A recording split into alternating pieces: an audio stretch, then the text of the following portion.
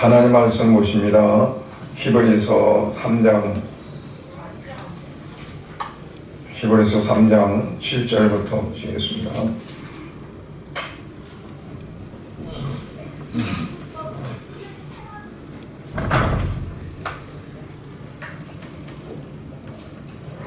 히브리서 3장 7절부터 13절까지만 봉독을 하겠습니다.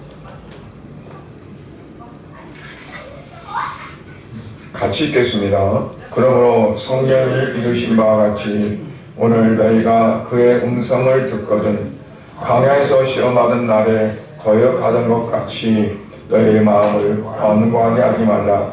거기서 너희 열조가 나를 시험하여 증음하고 40년 동안 나의 행사를 보았느니라. 그러므로 내가 이 세대에게 노하여 이르기를 그들의 항상 마음이 미혹되어 내 길을 알지 못한도다 하였고, 내가 노하여 맹세한 바 같이 그들은 내 안식에 들어오지 못하리라 하였느니라. 형제들아, 너희는 삼가 혹 너희 중에 누가 믿지 아니하는 악한 마음을 품고 살아계신 하나님에게서 떠질까 조심할 것이요, 오직 오늘이라 걷는 동안에 매일 피차 권면하여 너희 중에 누구든지 죄의 유혹으로 완고하게 되지 않도록 하라. 아멘. 하나님 아버지 감사합니다. 오늘 이 시간에는 또 아버지 앞에 말씀을 나눌 수 있도록 은혜 주심을 감사드립니다. 우리가 이 땅에 살면서 때로는 알고도 때로는 모르고 짓는 죄가 얼마나 많이 있는지 모릅니다. 그러나 그러한 죄 가운데서 가장 하나님이 보시기에 가장 큰 죄가 어떤 죄일까 오늘 말씀을 통해 나누고자 합니다.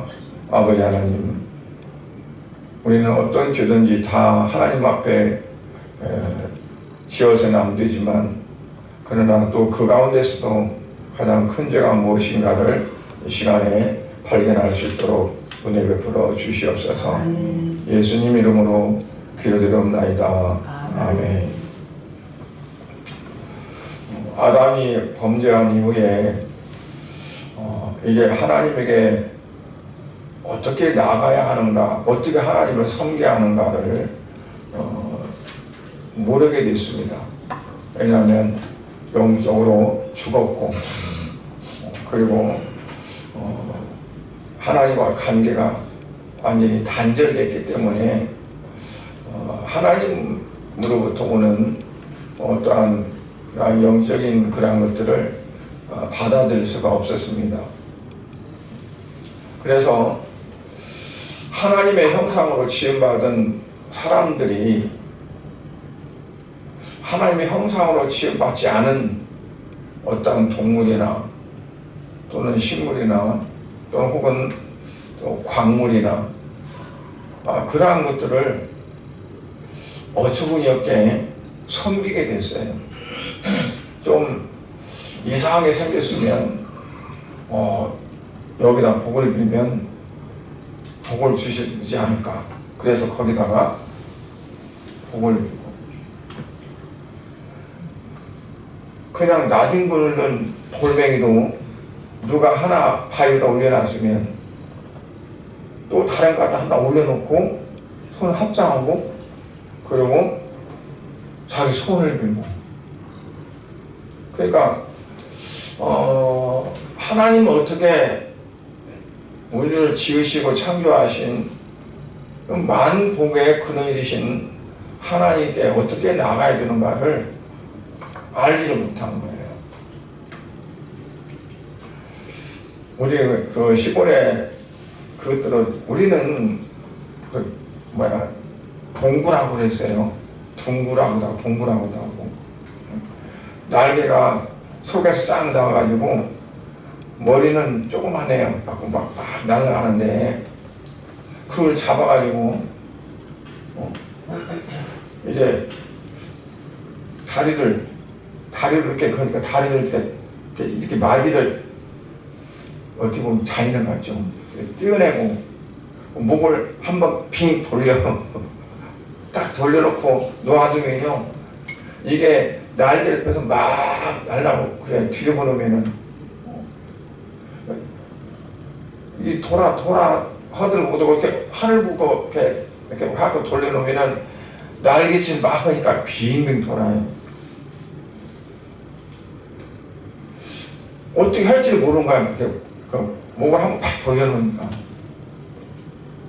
그런 것처럼 사람들이 완전히 방향을 잃어버렸어요.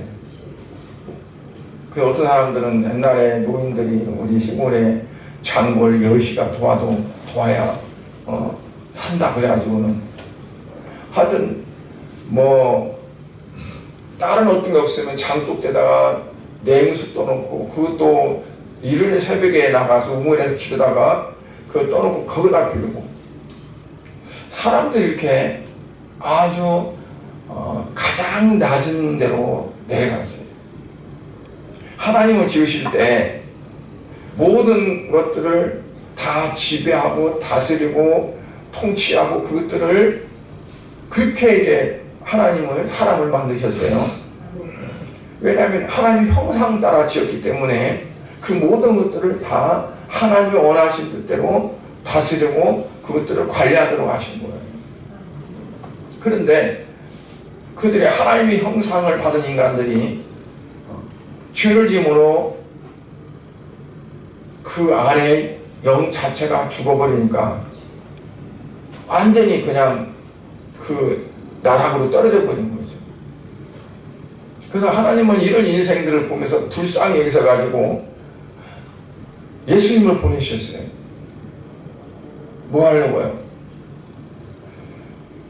예수님이 우리의 모든 죄를 다 갚아버리고 그리고 우리를 죽었던 영을 다시 회복시키고 살려서 거듭나게 해서 하나님의 그것도 하나님의 자녀로 삼으시고 그리고 하나님과 끊어졌던 관계가 다시 회복되어져서 하나님 앞에 나아갈 수 있고 하나님의 앞에 기도하고 하나님 앞에 감사하고 하나님 주시는 것들을 받아서 그 안에서 살아갈 수 있는 그러한 관계로 회복시켜 주시는 거죠. 그래서 오늘 이제 읽은 본문은 뭐냐면 모든 사람들, 모든 시대를 살고 있는 사람들에게 경고합니다. 그리고 한편으로는 권면합니다. 하나님의 백성들이 하나님 말씀에 불순종하고 또 하나님 앞에 순종하지 않는 그 불신앙 그 자체가 역사적으로 어떤 엄청난 결과를 가져왔는가 하는 것들을 우리에게 알기를 원하고 그래서 우리가 어떻게 하면 하나님 말씀에 순종하고 하나님 뜻대로 살아갈 수 있을까. 그래서 가장 하나님이 기뻐하지 않고 하나님이 이제 그 하나님 보실 때 큰 죄가 뭔가 하는 것을 오늘 말씀을 같이 나누고자 합니다. 오늘 7절부터 10절에서 보면 역사를 통해서 하나님을 의지하지 않고 시험했던 즉 다시 말하면 불신앙을 가졌던 그 자체를 경고합니다. 이거는 시편의 95편에 있는 말씀을 인용한 거라고 볼 수 있어요. 시편 95편은 다윗을 통해서 경고한 말씀이에요. 거기 보면 너희가 언제나 하나님의 음성을 듣거든 완고하지 말라. 그 말을 다른 표현을 하면 하나님의 말씀에 대해서 하나님의 뜻에 대해서 반역하지 말라 하는 그런 뜻이에요. 하나님의 언제나 음성을 듣거든 그 음성을 들으면 그대로 순종해야 되지 그대로 따라야 되지 완고한 그 마음으로 완고하다는 것은 뭘까요? 고집이 있는 거예요. 자기의 어떤 고집, 자기의 관념, 자기의 주장, 그런 것들 때문에 하나님 말씀을 그냥 튕겨버리고, 그리고 그 이제 반역이랑 마찬가지죠. 하나님에 대해서. 그렇죠. 왕이 어떤 그 명령을 했는데 어떤 백성들이 왕의 말에 듣지 않는다면 그게 뭘까요? 반역이잖아요. 그러니까 반역죄가 가장 큰 거잖아요. 당사자 혼자뿐 아니라 그 가족이, 삼족이 멸해주는 것이 반역이잖아요. 그런데 하나님의 말씀을 거스리고 그 말씀을 듣지 않는다면 그게 반역이다. 그래서 개정 성경에는 완고하다고 그랬는데 그 전에 성경을 보면 좀 더 강력하게 그렇게 표현을 했어요. 반역한다. 옛날에 우리 조상들이 광야 생활할 때 물이 없어가지고 목마르고 고통스러울 때 하나님께서 행하시는 그 이적을 보면서도 너희가 조금 어떠한 일이 있을 때 바로 원망하고 그렇지 않았느냐. 만나를 하나님이 계속 주시니까 이 박한 식물 지겹다, 맛도 없고 뭐하고 하면서, 그리고 맨날 이것만 준다고 짜증내고 원망이잖아요. 처음에는 그게 정말 뭐 과자 같고 꿀 섞은 과자 같다 그래가지고 여러분 과자에다 꿀을 발라서 먹어보세요. 별로 맛없는 과자도 얼마나 맛있을까요? 꿀이 맛있는데. 처음에는 만나를 먹으면서 꿀 섞은 과자 같다고 했어요. 근데 나중에는 자꾸 그거 먹으니까 질리는 거야 이제. 그래가지고 지겹다, 이것 좀, 이거 아마 안 먹고 다른 거 주면 어떨까? 여러분 같으면 어떨까요? 밥이랑 반찬을 맨날 똑같은 반찬을 아침 저녁 점심 아침 저녁 점심 시간 계속 몇십 년을 계속 먹는다 하면은 좀 지겹지 않을까요? 지겨워요. 네, 지겹겠죠. 그러고 보면 이스라엘 백성들도 그럴만하다 그렇게 이해할 수가 있겠죠. 네. 네. 근데 하나님 뭘 말하냐면 하나님께서 주시는 것은 다 가하다. 하나님이 주시는 것은 다 유익하다. 그거를 이제 그들에게 교훈하기 위함이에요. 아니 하나님이 꼭 그거 맞나 그렇게 생긴 거 아니면 다른 거 주실까요? 그것도 주셨는데 오늘은 갈비, 오늘은 뭐 그렇게 주실 수도 있을 거 아니에요. 근데 하필은 꽉 만나고 있을까요? 예수님은 요한복음 6장에서 내가 하늘에서 내려온 만나다, 떡이다. 그러니까 어떠한 그런 것들을 그들에게 계속 답습시키고 학습시키고 그래서 그들을 훈련시키는 과정이기 때문에 그렇습니다. 근데 그거를 그냥 우선 힘들다고 해서 지겹다고 해서 불만을 갖고 원망하는 거 그 자체가 결국 잘못됐다는 거죠. 불기둥, 구름기둥 또는 메추라기 이런 것들로도 하나님이 역사하셨지만 그들의 속에는 원망과 불평이 가시질 않았어요. 항상 뭐가 있었어요. 그들에게는요 조금만 뭐가 빌미가 있으면 금방 어떤 것이 오냐면 애굽은 이랬는데 거기가 더 좋았는데 그게 들어있으니까 뭐냐면 조금만 뭐 안 맞으면 원망 불평이 나왔었어요. 애굽이라는 그 자체가 완전히 지워지고 완전히 그것서부터 벗어났다면 그렇지 않을 거예요 아마. 그러니까 우리가 하나님의 우리를 이끄시고 행하시는 부분에 있어서 우리가 못마땅하고 좀 안 좋고 하는 어떤 그런 것들이 있다면 뭐냐면 내게 애굽이 존재하는 거죠. 그래서 언제나 딱 막히니까 뭐하며 애굽으로 가자, 애굽으로 돌아가자. 그게 이제 계속 요단강을 건너기 전까지 계속 그들에게 그게 존재했었어요. 그래서 그 애굽을 지향했던 사람들은 다 광야에서 죽었어요. 그리고 애굽을 경험하지 않은 사람들, 그 사람들이 그 요단강 건너서 가나안 땅에 들어가게 됐어요. 오늘 10절 하반절에 보면 그들이 항상 마음이 미혹되어 내 길을 알지 못하는도다. 그들이 항상 마음이 미혹되어서 내 길을 알지 못한다. 그 말은 뭐냐면 우리가 나아갈 길을 알지 못하는 거예요. 하나님께서 나를 어떻게 인도하시고 나를 어떻게 하시려는가를 내가 알지 못해. 왜? 여기서 뭐라고 했냐면 마음이 항상 미혹되어서 항상 마음이 다른 데 있어가지고 그래서 그걸 바로 보지 못하고 그런다는 거예요. 그리고 11절에서는 뭐라고 했습니까? 내가 노하여 맹세한 바와 같이 그들은 내 안식에 들어오지 못하리라.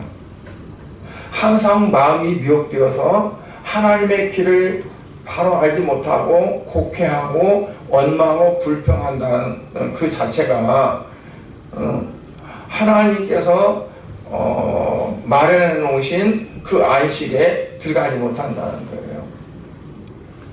애굽에서 나와서 불평했던 자들이 가나안 땅에 들어가지 못했던 것처럼 오늘날 이 땅에 우리가 살아가면서 정말 세상에 우리 마음이 거기에 미혹되어 가지고 하나님께서 이끄시고 인도하시는 그 자체의 길을 바로 알지 못하고 계속 우리가 불평하고 원망하고 우리 마음이 완고해져 있다면 우리가 하나님이 마련하신 안식할 수 있는 곳에 갈 수 없다는 것을 이제 말씀을 하는 거죠. 그러니까 이러한 것들이 결국에 이스라엘 백성들이 이제 애굽에서 나온 뒤에 400년이 지나서 성령님께서 출애굽 당시에 그 불신앙적인 그런 행동을 이제 하나 예를 들면서 믿지 못하는 불신앙자들에게 경고하는 그런 말씀입니다. 오늘 비록 그때뿐만 아니라 몇천 년이 지난 오늘 이 시대를 살고 있는 우리에게도 경고하는 말씀이라고 봐요.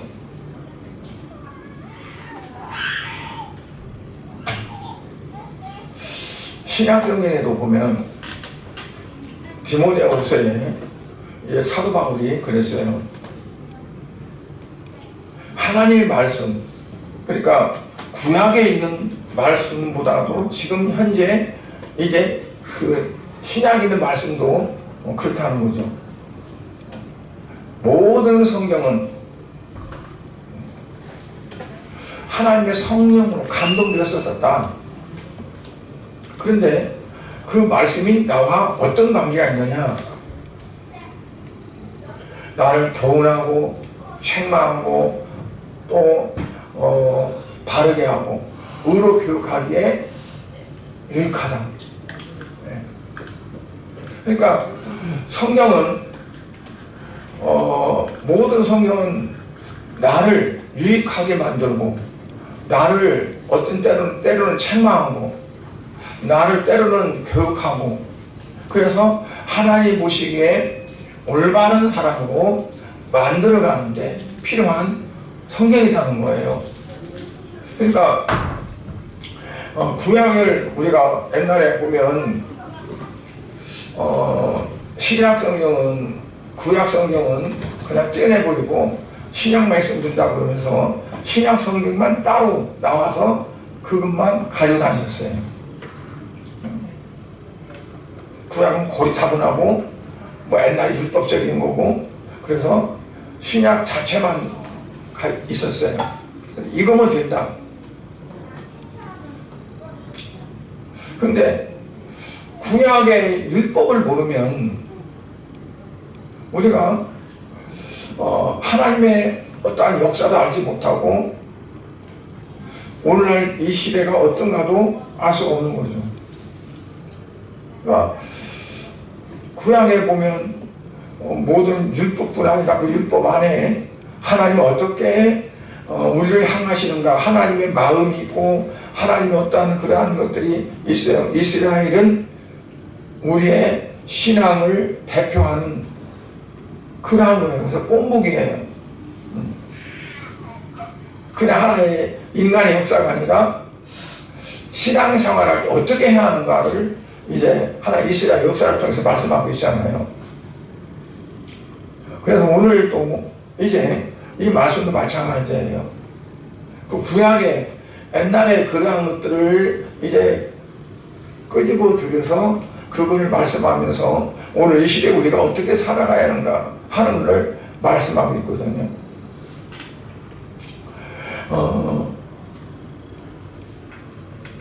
야고보서 4장에 보면요, 14절에 내일 일을 너희가 알지 못하노다.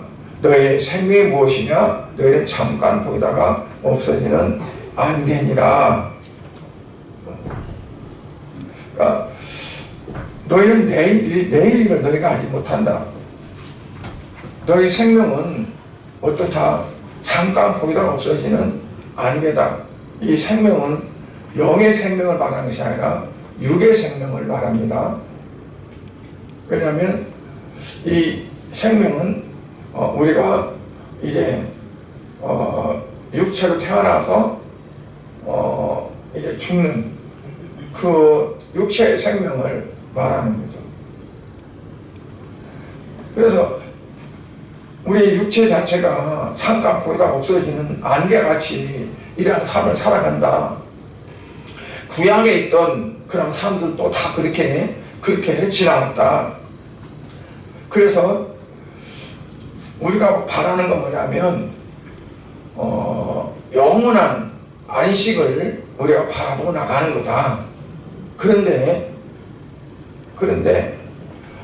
아까 말씀처럼 11절에 내가 노아의 맹세한 바와 같이 그들은 내 안식에 들어오지 못하리라 라고 한 것처럼 오늘날도 우리가 어떠한 세상적이고 현실적이고 육신적이고 물질적이고 어떠한 그런 것에만 매어서 살다 보면 결국 하나님이 마련하고 하나님이 원하시는 길을 알지 못하고 세상적인 어떤 것에 미혹되어서 정작 영의 눈으로 바라볼 수 있는 것들이 없다는 얘기예요.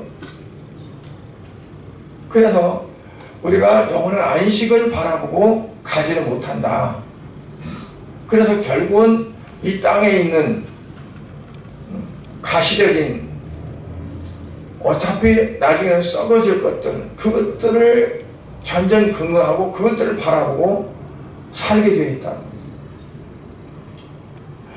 그래서 사도 바울은 땅의 것을 바라보지 말고 위의 것을 바라보라 그랬어요. 땅의 것을 바라보지 말고 위의 것을 바라봐라. 물론 이 땅에 있는 모든 것들이 우리가 육신을 가지고 살기 때문에 다 필요하고 있어야 되는 것들이지만 그것들이 우선이 돼서 살아가면 그것에 미혹이 돼가지고 정작 우리가 추구해야 될 진정한 것들을 우리가 놓치고 영적인 것들을 놓치고 살 수밖에 없기 때문에 결국 하나님이 원하시는 안식에 우리가 들어갈 수 없다 하는 것을 말씀합니다. 오늘 9절에 보면 그래 거기서 내 열조가 나를 시험하여 증음하고 40년 동안에 나의 행사를 보았느니라. 거기서는 어디를 말할까요? 광야에서 40년 동안 하나님의 행사를 봤어요. 보았는데 그 모든 것들이 하나님께서 우리를 어떻게 이끌어 가시는가. 하나님께서 분명히 그들에게 제시했거든요. 뭘 제시했냐면 젖과 꿀이 흐르는 가나안 땅을 약속을 했어요. 너희들이 지금 나아가는 길은 바로 그곳에 가는 길이다. 그런데 멀리 그걸 바라보고 현재 고통과 고난과 이것들을 극복하고 이기면서 나가야 하나요? 그런데 그들은 그 가나안 땅의 것들을 사모하지를 못했어요. 왜냐하면 10명의 정탐꾼들이 어떻게 보면 요즘에 하도 가짜뉴스 그러는데 가짜뉴스죠. 말하자면 잘못 판단한 거예요. 그러다 보니까 그들에게 가나안 땅에 대한 소망이 없고 가나안 땅에 대한 우리가 여기서 가면 잘 살 수 있다는 어떤 그런 게 없었어요. 그러니까 조금만 어려움이 있으면 애굽은 내가 살아봤잖아. 애굽은 경험했잖아요. 그러니까 애굽으로 자꾸 마음이 돌아가는 거예요. 그러니까 우리가 어디에 소망을 두고 마음을 두고 있냐가 그게 가장 중요한 것 같아요. 여호수아와 갈렙은 어땠어요? 그들이 정탐한 땅을 보고 똑같은 땅을 봤는데 그들의 눈은 어땠어요? 그들은 우리가 가서 취하면 되는 거다. 심지어는 개혁 한글 성경에는 우리의 밥이라고 그랬어요. 그냥 먹으면 되는 거다. 하나님이 다 차려놓은 밥상이다. 그냥 들어가서 먹으면 되는 거다. 그런 마인드를 갖고 그런 소망을 가지고 갔다면 어떨까요? 이 현재 고난 어려움 다 이기고 나갈 수가 있는 거죠. 이것쯤이야 조금만 참으면 돼. 거기에 가면은 정말 좋은 거야. 이들이 갈 수 있는데 왜 이들이 조금만 어려움이 있으면 막 불만을 토하고 원망하고 우리 애굽으로 가자 애굽으로 가자 그럴까요? 가나안 땅에 대한 어떤 그 열망이 없는 거예요. 거기 가면 좋다는 게 없는 거야. 그러니까 우리가 어디다가 초점을 두고 어디에 마음을 두고 있느냐가 중요한 거예요. 애굽을 경험하지 못한 사람들은 애굽에 대해서 몰라요.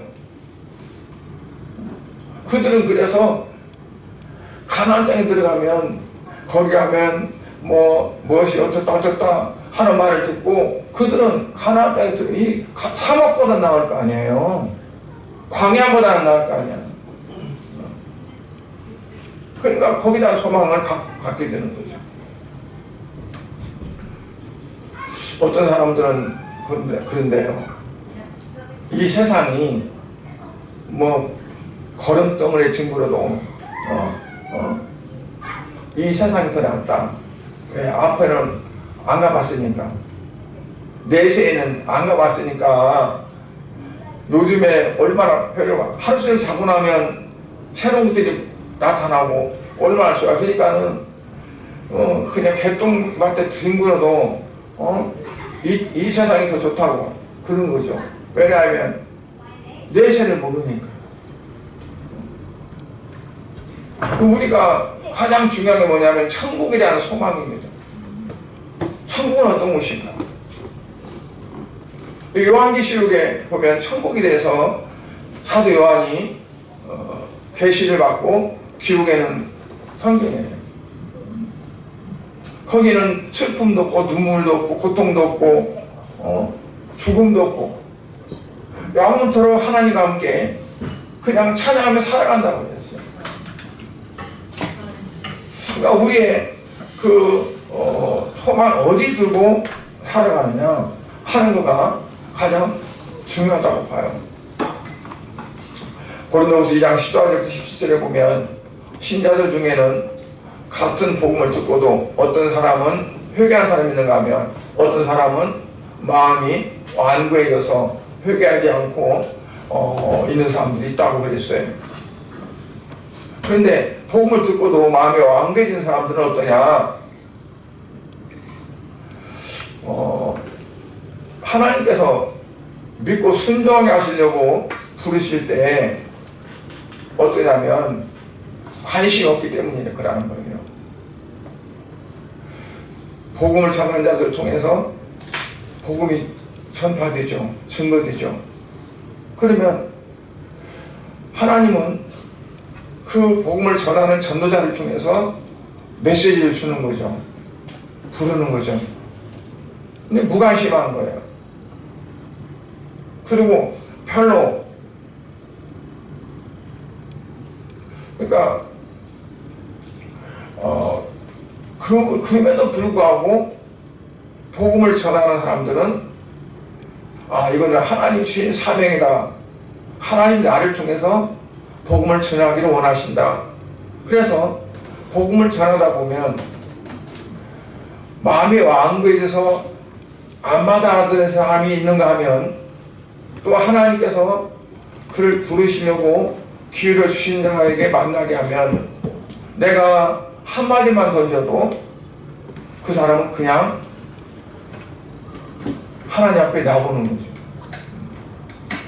그러니까 어떤 사람은 아무리 찍어도 안 들은 사람이 있는가 하면 어떤 사람은 그냥 말 한마디만 던졌는데 그 사람이 그 말에 그냥 그대로 따라 나오는 사람이 있는가 하면 여러 형태가 있을 수 있어요. 그래서 에레미야 선지자도 그 복음을 전하다가 안전하면 그 막 마음이 막 불같이 일어나서 안 하고는 견딜 수 없었다고 그랬거든요. 왜냐하면 하나님이 그를 원하신다고 여기니까.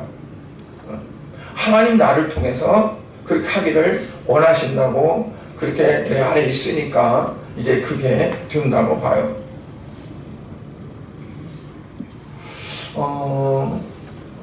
어떻게 보면 하나님께서는 어떤 사람들을 태양 속으로 내버려 두신다고도 할 수 있어요. 그냥 그건 육이라고 해요. 하나님 버린다. 아무리 가서 복음을 전해도 그 마음이 완고해져 가지고 듣질 않아. 그러면 하나님은 그를 버린 자다. 유기한 자다. 그럼 그런 사람들은 어떻게 될까요?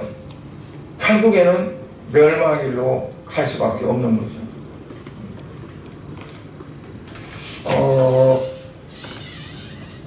오늘날 성령 하나님은 이스라엘 백성들 못지않게 이제 역사를 하세요. 출애굽기 12장부터 보면 6월절 희생양을 이제 말하고 있는데 뭐라고 말하고 있냐면 예수님께서 우리를 위하여 십자가 희생을 당하실 것이라고 말씀하고 있어요. 그러니까 그 6월절 희생양이신 예수님이 우리를 위해서 십자가에서 희생당하실 것을 말씀하지만 그 말씀이 실제적으로 사람들의 마음을 움직이고 그들의 마음에 들어가는 사람들이 얼마나 있겠느냐. 그러니까 하나님이 택한 사람이 있고 또 하나님께서 그냥 버린 사람이 있고. 그래서 우리가 복음을 전한다는 것은 그래서 이렇게 가만히 보면은 전도법이 상당히 많아요. 전도법이 상당히 많은데 전도법이 중요한 것이 아니라 우리가 얼마만큼 기도하고 그리고 전도하느냐가 중요하더라고요. 기도한다는 건 뭐냐면 하나님께 맡기는 겁니다. 그리고 이제 오늘 내가 복음을 전할 텐데 만나는 사람이 하나님께서 택하시고 정하신 사람, 하나님이 구원하시기로 작정된 사람을 만나게 해주십시오.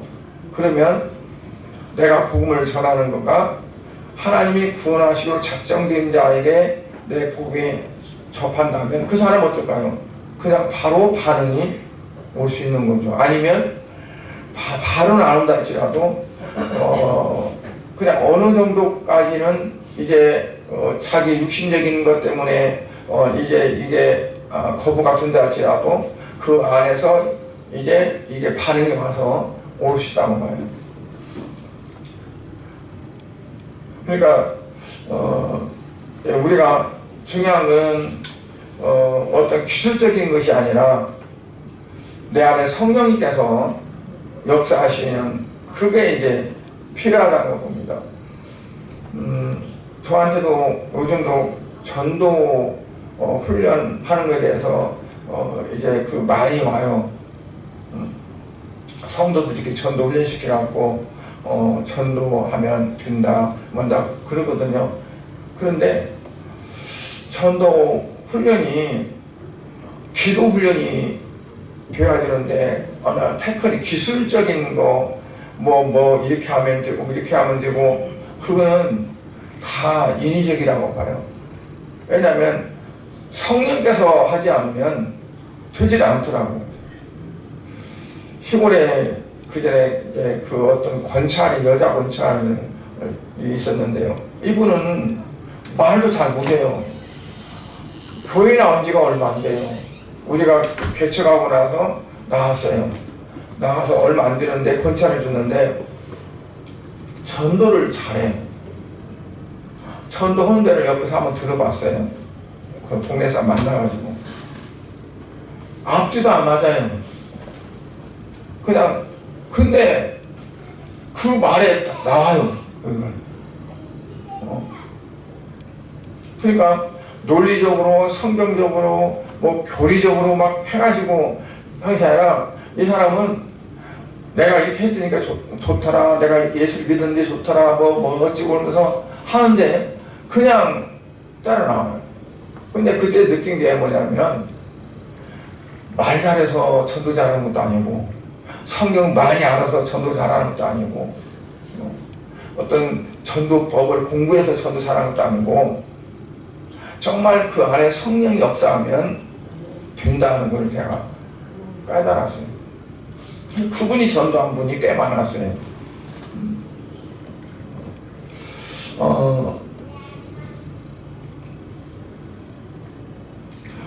두 번째로 보면 한 번 주어진 인생을 믿지 않은 불신앙으로 흐르지 말라고 말합니다. 12절부터 14절 보면 형제들아 너희는 삼가 너희 중에 누가 믿지 아니한 악한 마음을 품고 살아계신 하나님에게서 떨어질까 조심할 것이요.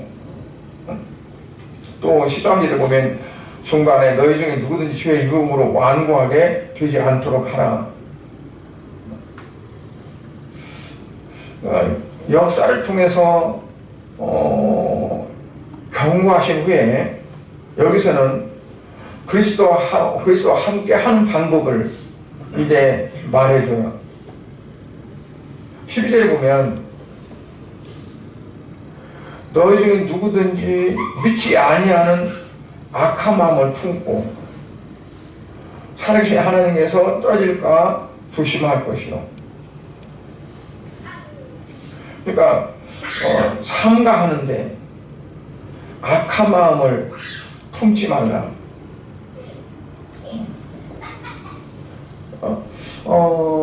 말씀을 믿지 아니하는 마음, 그런 마음이 가장 악한 마음이라는 거죠.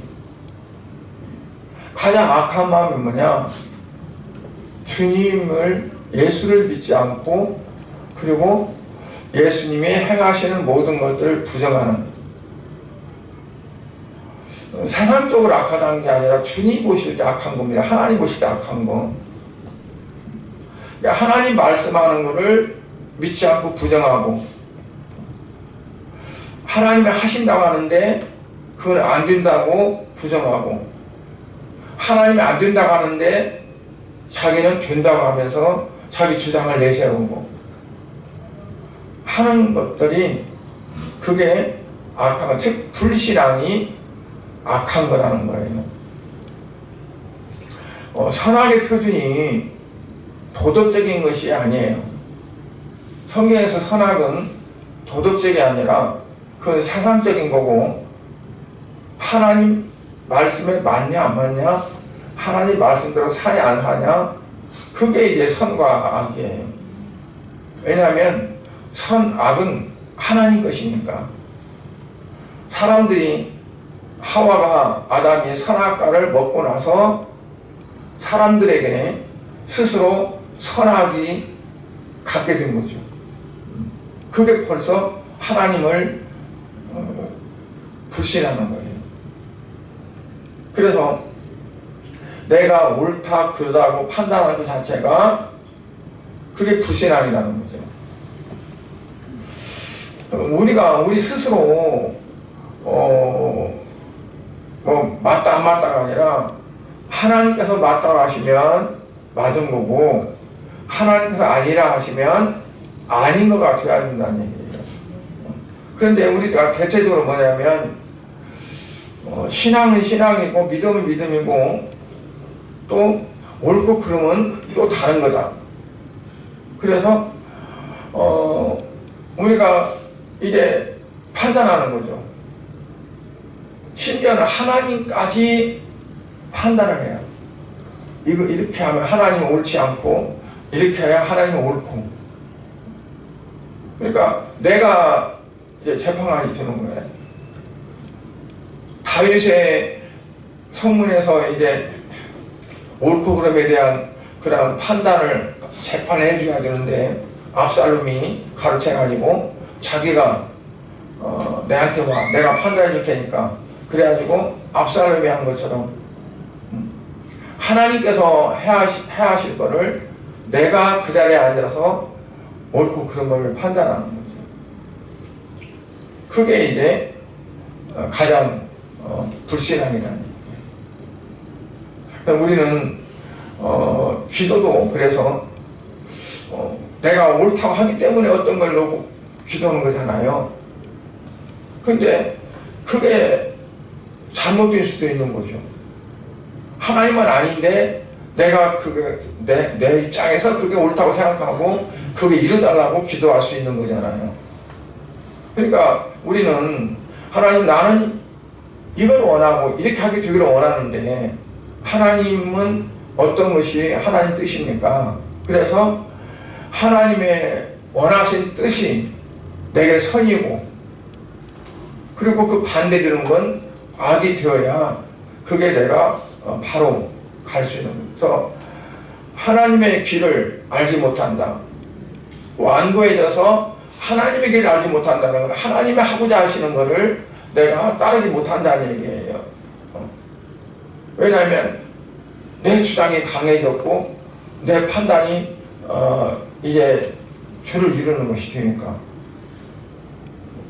그래서 우리는 항상 기준을 나에게 두면 안 되고 하나님께 드려야 된다. 주님께 드려야 된다. 주님이 보실 때는 어떨까? 주님이 생각할 때는 어떨까? 하나님이 하실 때는 어떨까? 하는 부분으로 우리가 이렇게 바꾸자 된다는 것을 볼 수 있습니다. 그리고 세 번째는 하나님의 말씀은 거듭 경고합니다. 15절부터 19절에 보면 계속 앞에 했던 것을 다시 반복해서 경고합니다. 왜 그러냐면 하나님 말씀을 잘 듣고 잘못하는 일이 없도록 하기 위해서 방지하기 위해서 이제 거듭 하는 거예요. 15절 16절에 보면 하나님을 경노하게 하는 자와 같이 하나님을 막 크게 진노하게 하는 자와 같이 되지 말라는 거예요. 하나님을 노하게 하는 자는 누구냐? 출애굽기 17장에 보니까 하나님을 원망하는 사람들이라고 그랬어요. 하나님을 원망하는 사람들. 홍해를 건넌 후에 그들이 산길 가다 보니까 마실 물이 없었습니다. 그런데 물이 있다고 한 것이 웅덩이가 쓴물이라 먹을 수가 없는 거예요. 그러니까 그들이 그냥 원망합니다. 사흘 전에 홍해 사건을, 홍해 기적을 경험했어도 당장의 물 때문에 원망합니다. 하나님이 그 물을 치료하고 나서 나 여호와는 치료하는 하나님이라고 말씀합니다. 그 말씀은 뭘까요? 물을 치료해서 치료하는 하나님이라는 것이 아니라 하나님은 모든 것들을 치료한다는 거예요. 근데 그 중에 가장 치료하기를 원하시는 거가 이스라엘 백성들이에요. 애굽에서 거기서 낳고 자라고 했던 자들이 하나님을 믿지 못하고 물질적인 중심이 됐고 애굽에 대한 그 머리에 세뇌가 됐고 하여튼 그 모든 것들을 치료하기를 원하신다는 거예요. 하나님 우리 육체를 치료하고 우리 어떤 질병을 치료하기도 하시겠지만 가장 원하는 게 뭐냐면 내 마음입니다. 내 생활, 내 어떤 그 자체. 지금까지 내가 세상 것에도 의존했던 것,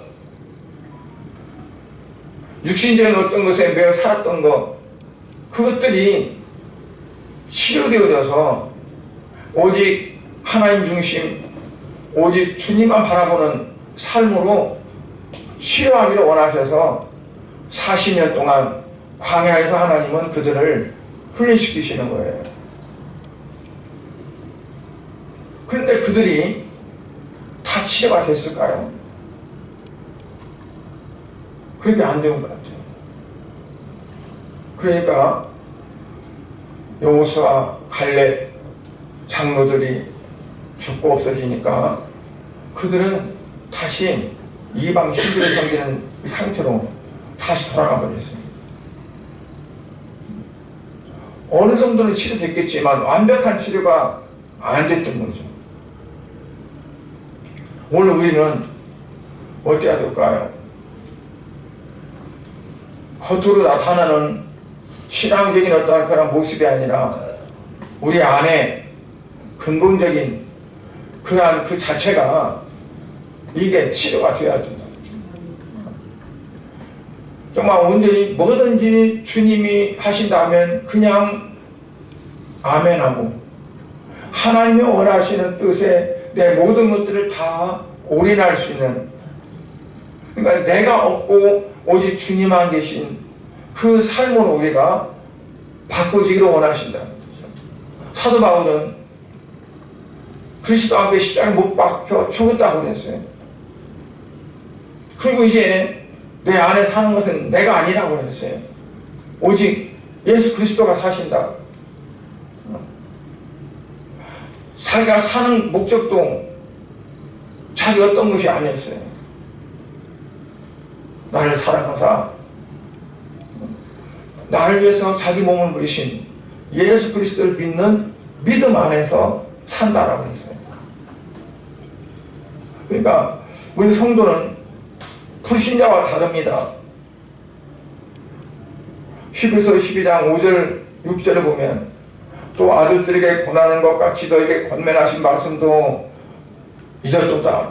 이로써 내 아들아 주의 징계하심을 경여기지 말며 그에게 꾸지람을 받을 때 낙심하지 말라. 주께서 그 사랑하는 자를 징계하시고 그가 받아들이시는 아들마다 채찍질하심이라 하였으니 왜 그럴까요? 그들을 고쳐서 하나님 원하시는 사람들로 만들기 위해서 그런 거죠. 그러나 반면에 로마서 1장 18절에 보면 그들이 마음에 하나님 두기를 싫어하며 하나님께서 그들을 그 상실한 마음대로 내버려뒀다. 그러니까 우리 마음에 하나님 두기를 싫어하는 것이 아니라 어떻게 하면 하나님 뜻대로 살 수 있을까 하는 마음으로 내가 이 속이 치료하게 한다. 애굽에서 나왔던 그 사람들이 애굽 중심이 아니라 그들이 이제 치료가 되어서 가나안 땅을 소망하고 나갈 수 있는 사람들로 그들이 치료됐다면 그들이 애굽 광야에서 소멸되지는 않았어요. 가나안 땅에 들어갔지. 가나안에 대한 소망이 없었어요. 그들은 언제나 애굽에 존재했어요. 그러니까 그들에게는 가나안 땅이 주어지지 못했어요.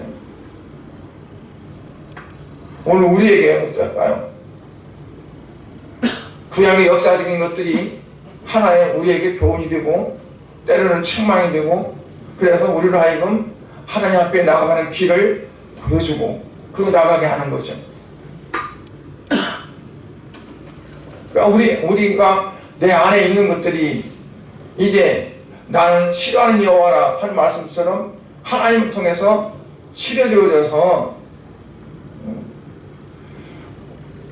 어느 때나 어느 순간이든지 내가 있는 것이 아니라 오직 주님만 계시고 주의 말씀 위에 내가 가는 그 하나님의 길을, 내 길을, 하나님의 길을 우리가 볼 수 있는, 그게 이제 중요하다고 봐요. 그렇게 되어지면 정말 얼마나 좋을까. 하나의 저도 바람입니다. 그렇게 되기를. 그래서 저도 그렇게 되기를 바라고 여러분도 그렇게 되기를 바라고 정말 어떠한 것들이 눈에 보이는 그런 가시적인 어떤 것들이 치료가 되는 것이 아니라 내 자신이 내 그 마음이 치료가 되어지고, 그래서 오직 주님의 것으로만 될 수 있는 그런 삶이 되어지기를 정말 저와 여러분이 이렇게 되어지기를 주님의 이름으로 축복합니다. 기도하겠습니다. 하나님 아버지, 주님의 은혜와 사랑을 감사를 드립니다. 오늘 히브리서 기자는 이스라엘 백성들이 왜 애굽으로부터 하나님의 그 은혜 가운데 해방되어 나왔는데 그들이 어째서 가나안 땅에 들어가지 못했고, 또 그들이 가나안 땅에 들어가서도 왜 그들이 그곳에서 정말 하나님 앞에 감사하며 하나님이 기뻐하는 그런 삶을 살지 못했을까 하는 것을 말씀하고 있습니다. 오늘 구원받은 사랑하는 성도들은 마치 이스라엘 백성들이 애굽에서 해방되었듯이 죄와 사망에서 구원받은 사랑하는 성도들이 신앙생활을 하지만 정말 구원의 기쁨을 갖고 내세 소망을 가지고 하늘나라를 바라보며 온전히 살아가고 있는지, 아니면 이 땅에 살아가는 육신적인 세상적인 것들 때문에 그것 때문에 미혹되어서 하나님의 길을 보지 못하고 때로는 실망하고 때로는 좌절하고 때로는 어려움과 고통 속에 살아가고 있는지 우리 자신들을 돌아보면서 이제 우리의 심령이 온전히 치료되어져서 오직 예수님 한 분으로 하나님이 행하시는 모든 것들이 우리 안에서 정말로 기쁨으로 감사함으로 승화되어져서 아버지여, 우리 입술에서는 원망이 아니라 불평이 아니라 감사와 찬송이 나올 수 있는 귀한 삶이 되어지도록 은혜 베풀어 주시옵소서. 우리나라 하나님 아버지께서 국민에게 주셔서 그래도 위태한 가운데 들어가지 않고 또한 이제 벗어날 수 있도록 하신 것을 감사를 드립니다. 아버지 하나님, 경제적으로, 사회적으로, 정치적으로 많이 멈췄습니다. 세계적으로 많이 정말 우리나라가 이번 기회를 통해서 어려워졌습니다. 아버지 하나님, 이 모든 것들이 빠른 시일에 회복되어져서 아버지 정말 정상적으로 가동되어지고 하나님의 영광을 돌릴 수 있는 나라가 되어지도록 축복하여 주시옵소서. 우리 교회를 사랑하신 아버지 하나님, 사랑하는 성도들이 아버지 이제 가정적으로나 또한 이제 직장이나 사업적으로 어려움 없이 주님 함께 해주시고 내년에는 더 아름다운 소망을 갖고 힘차게 살아갈 수 있는 우리 성도들 되어지도록 복을 내려 주시옵소서. 예수 그리스도 이름으로 기도드려옵나이다. 아멘.